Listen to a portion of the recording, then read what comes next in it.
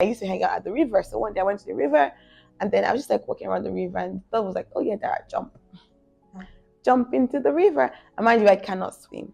So if I jumped into the river, I jumped into my death. And someone from somewhere at the right time was at the river, who literally like felt like they pulled me back from jumping. I did not see them. I don't know them, but I was pulled back. And so I remember going back home that night, like, I guess it's not time to go to hell. What can I do? And so I went back to my room that night and I prayed. I said, I think that's one of the most honest prayers I've said in my life. Like, God, I don't know. It's only what my parents taught me. I don't know.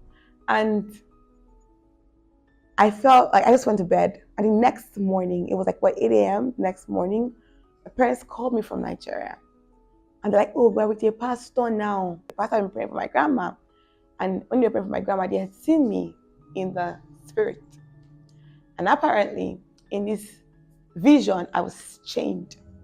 I was bound in chains.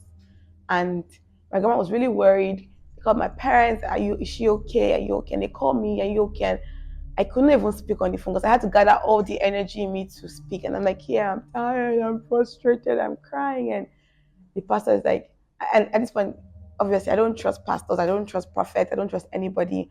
And it's like, he begins to describe me in a way that only someone who had seen me could. He begins to describe my apartment. A man that had never left Nigeria, and this is no shade, is like, the houses are different. Like, if you described a house in America, that was specifically my house because I lived in ghetto, you were really up to something, right?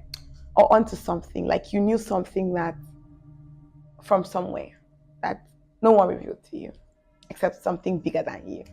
And so I was just like, well, this is creepy. How does he know? But I just felt like that was even God trying to reach out to me, even in my own mess. When I just tried to end my own life, he reached out to me through a man that was praying for my grandma. It was just very beautiful. I thought that God cared about me enough to reach out to me. And I think that gave me a glimpse of hope. It was just like a glimmer of hope on the very dark day. And you would think that would start my faith journey, but no, it did not.